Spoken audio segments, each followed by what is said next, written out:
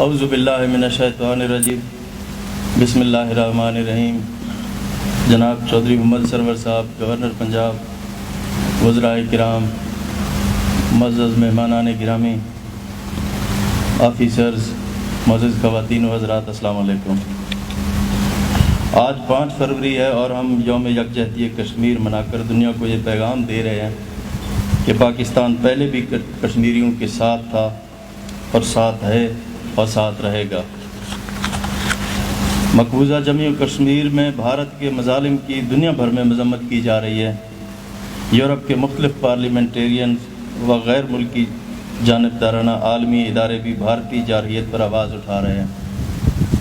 وزیر اعظم عمران خان نے ہر فورم پر کشمیریوں کا مقدمہ لڑا ہے۔ عمران خان کشمیریوں کے حقیقی سفیر اور وکیل ہیں۔ کشمیر پاکستان کی شہ رگ ہے۔ پاکستان کشمیریوں کی سیاسی، اخلاقی اور سفارتی حمایت ہر سطح پر جاری رکھے گا۔ مجھے یقین ہے کہ کشمیر کی آزادی اب زیادہ دور نہیں۔